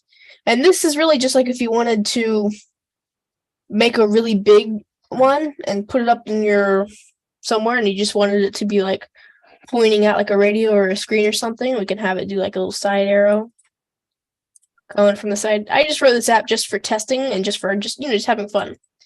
It's not particular. I don't have a particular use for it, and I haven't used it yet for anything. But if I did want to, I'd have the software and I'd be able to use it. So I like it. I feel like it was a fun little project. It did take me a while, but I don't know what you guys think, but I like it. I think it was fun to make. So that's all I need. And all we have to do is set the frame length. Can you buy those light strips in the 6 LED length? Oh yeah, well you don't need to. The thing is you can cut these with a pair of scissors and then solder them to the length you want them to be. Yeah, and they also have a lot of plugs for them too. Yeah, you can. Right angles and curve them around and loop them around. Yeah, here, I'm gonna stop sharing my screen, and I'm actually going to move the phone camera, and then I'll show you some of the lights I have. If you give me just a second, I'll get my strand.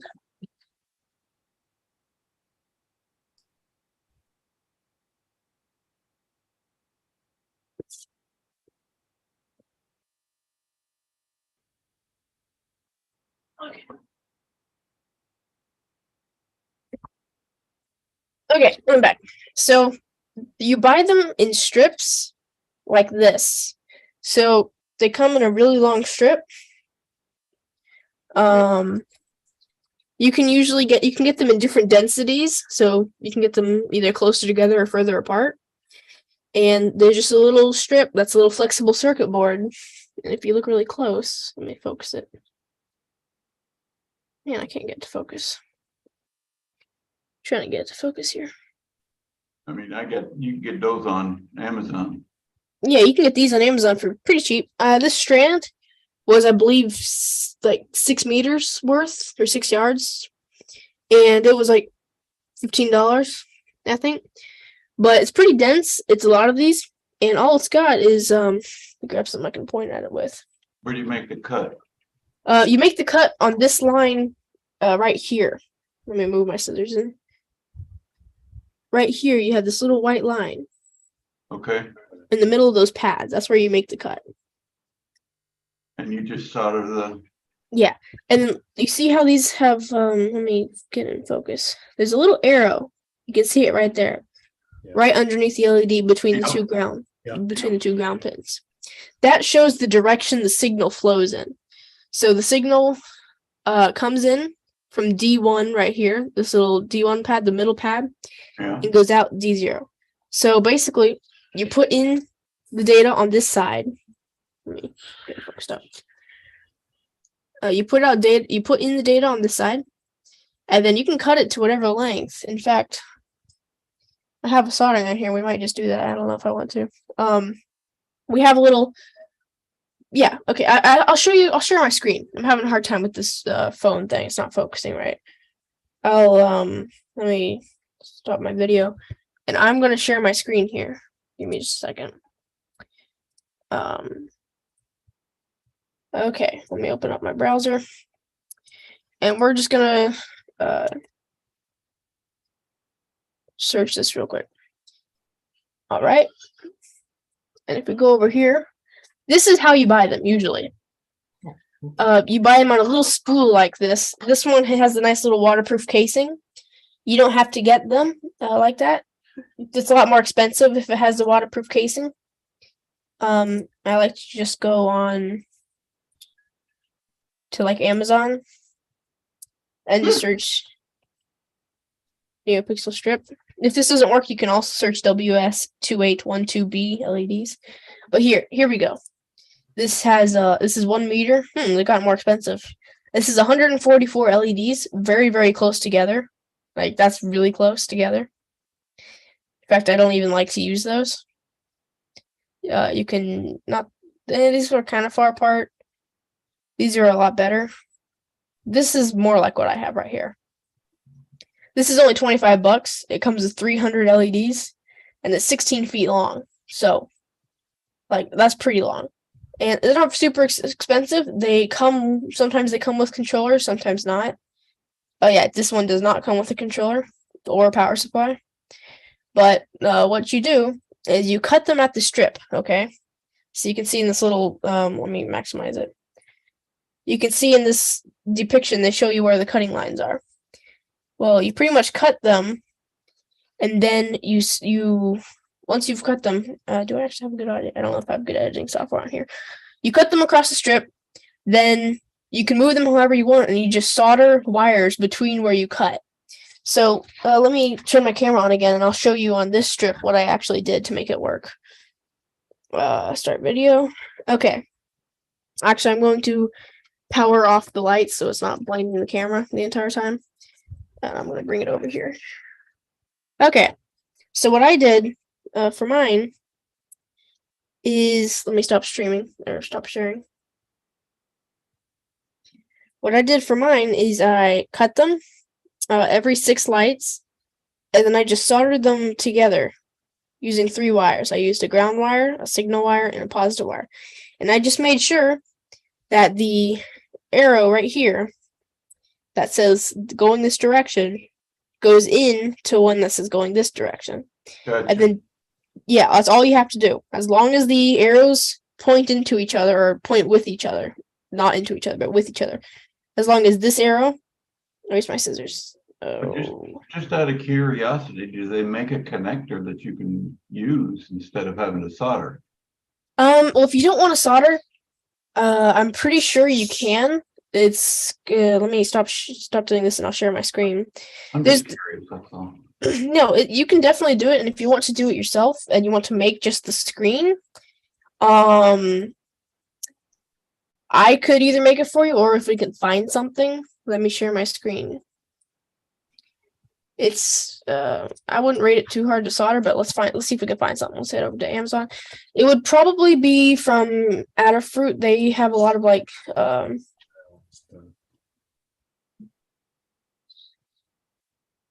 Well, let me turn my camera on a second here. okay. You see my camera? Yes, I see you. Oops. Suddenly I'm washed out. Mm-hmm. Let me stop sharing so I can see you in full screen. Oh, what you trying to show me? There we go. Yep. You see? You can get those, but the problem is they're only on the beginning of the strip. Right. So you'd have to get ones that are 6 long. Oh, they're only 6 LEDs long. However, if you need to, let me share my screen again. You can buy something like this. Let me share it.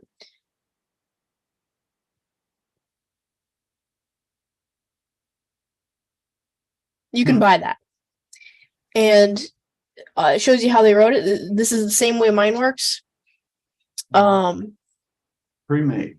Yeah, you can get it pre-made. This isn't the same size as mine, but the software could be easily repurposed. 1 second.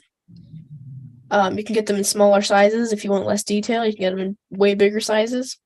I think that makes it less versatile. It's probably better to do the little solder. Yeah, really, if you want to, you can order the big board, or you can just order a strip and solder it yourself. It really just depends, on how comfortable you are with soldering. You can buy what's called a Neo Matrix. Oh, that's not what I was looking I for. want one of those coats.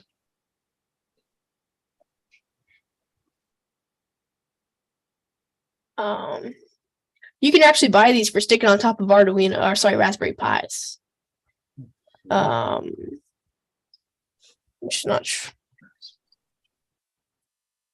Here we go, matrix. You can get them flexible, you can get them non-flexible, you can get them really big, you can get them really small. You can get them in any way, in any size, shape, or form that you want. You can even buy controllers if you don't want to write the code yourself. You can buy a controller that connects to your phone and has an app that you download. Really, it's if you want, you can make it difficult, or you can make it more involved, but you can also just buy it and use it like a consumer product here. You can even buy these little things, which are just single 1 LED modules on a circuit board. You can buy black ones. You can buy much more. You can just buy these however you want them.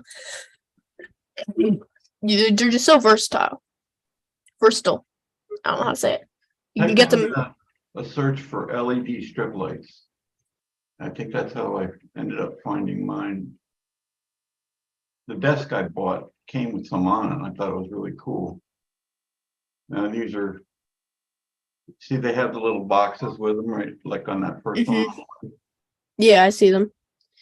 The problem is with all these pictures, they show that it's multiple colors, that it can be multiple colors, but it actually can't. Yeah, this is the thing you need to look for, 50/50 RGB LED. If it says that and not WS2182B or similar, then it's not what you need. it's not addressable directly. No, the whole strip is set to one color. You can't set individual lights. They don't have the hardware to do that. So all you to find, it's all the same. Yeah, the entire strip is the same color. So all you want to search for is either NeoPixel like that, or WS2812B LED strip. This will pull up a lot more because most are sold like this. Yeah. And remember, you have to be careful and make sure it says specifically WS2812B in it somewhere, or it's not actually individually addressable. Because so many of these, like this right here, so many of them show in the picture, yes, it's set to multiple colors, but it's not. That's just marketing. Yep. And it's a scam. I don't like it. I had one of these. This is what I bought. I remember this is exactly what I bought. It's got even the same button thing. This is how I bought mine, and I just cut it up and used it the way I wanted it to. It's got a little sticky on the back, and it comes in a little spool. This is how you get it. It's really easy if you just want to buy it and hang it up on your wall. It's just if you want to like cut it up and turn it into a matrix that you have to solder, or you have to buy a matrix, but then support to it is a little spotty.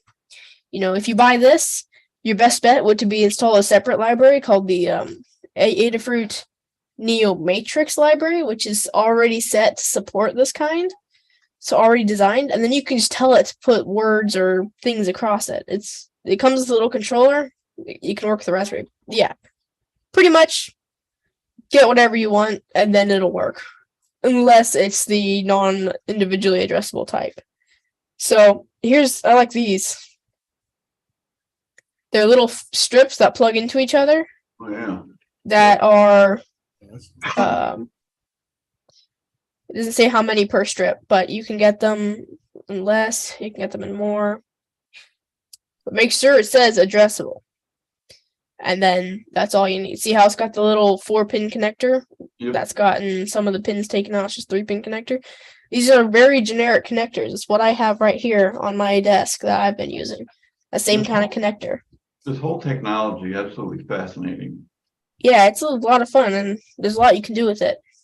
But you can hook it up like this. If you don't want to solder, this is your best bet. Or you can, just solder it yourself. But yeah, it's pretty. You can do a lot. You can stick it in places like this in your computer case. They're fun. Okay, they're not particularly useful, but they're fun. It's eye candy. Who says no to eye candy? I mean, really. So yeah, you can buy all kind of different things if you just look long enough, and you can even buy the connectors and solder them on yourself, and then you can just use the connectors. If you're really that desperate. I mean, you can buy just the controller right here. which is neat. You can just adjust the controllers with a nice little output here. It's not much more to say, it's pretty basic. You can buy the lights. If you want to, you can cut them up and use them with an Arduino like I did, or you can cut them up and use them with an Arduino like I did, or just like plug them in. Pretty basic. But yeah, I wrote the little app that controls the Arduino, and that's pretty much all I've got for tonight.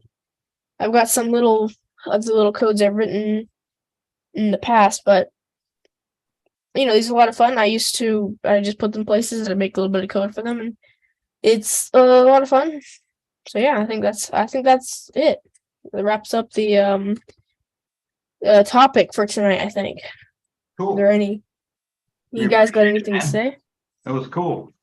Yeah, I enjoyed it. Different. I Okay, haven't seen Micah? anything like this. Yeah. You upload to the Arduino and you can disconnect the computer and it will just keep doing what you program it for. If you have a power failure, do you have to reprogram it or does it stay resonant? Well, so it depends on what you're doing. If you're using my app, you have to leave it plugged into the computer because an Arduino doesn't have enough memory to save all your different things you've uploaded. But if you're not using my app and you're just using any of the other code, it'll automatically go back to what it's been programmed to do in the case of a power loss, as long as you get power back, of course. So if the Arduino turns off and turns back on, as long as it's not using some sort of app, it will remember what it's doing. And if it is using my app, and just as long as the computer doesn't lose power, it will probably remember your saves. All right, thank you. Good presentation tonight. Yeah, I'm glad it worked out. I had a bit of trouble doing it. I was trying to do it a couple weeks ago, but we had some stuff going on, so I wasn't able to do it. I'm pretty sure I'm just gonna quick test this code that I wrote a while ago, and I'll show you guys with the phone what it does. Yeah, you can get me off of that other screen. Oh wait, let me stop That's sharing. just on mine. There you go. That works. Oh, it's so bright. Where's the phone thing? It's not that bad. Well, it's hurting my eyes. Okay, well, I can't find the phone thing. It probably flew off because it weighs nothing. But I wrote this on the 4th of July a couple years ago. You can't really see it, but it's just doing red, white, and blue up and down. You want to try something really cool? Look at those lights with polarized sunglasses on. Oh, I have a pair of those. But it's not I over wonder here. if that would do anything. I don't know if it does. I'm pretty sure I've looked at these through sunglasses before and it hasn't done anything. But yeah, that's all I've got. I think that I enjoyed that. That was a good length. I Thank just you. left my phone account. Yeah, thanks for watching. That I enjoyed that. I've never done a net before, so I was kind of, hoping it would go well. It did. You've done good, man. All right, thank you. Hopefully within a couple weeks or a month or something, I'll do another topic on processing on that app I was showing you that I use to make my app. But yeah, if you want to do this yourself, go to my GitHub page, github.com/kn4iuu, and there you will find you can go into my projects and you can find my repository for NeoPixel Control. Once you go in there, there's just two files. There's the NeoPixel Control file, which is all the code that you put in processing. And then there is neomatrix.ino, which you put in your Arduino. And once you do that, your app will work with up to 30 lights. And even if your thing isn't arranged in a matrix like mine is, even if you just have a strip that's 30 long, you can still use it to test your lights and even do patterns. But you'll just have to keep in mind that the things you're setting is not going to show up as a matrix. It's going to show up as a zigzag line. So if you just keep that in mind, you could use my app for a strip. But yeah, I wrote mostly the app just for fun, for testing. But yeah, that's all you have to do if you want to use that. Or if you just want to have it look good, you can just install the Arduino and the Adafruit NeoPixel library, and then just go to examples and do strand tests and run that. And that's all you need. Looks good, works good.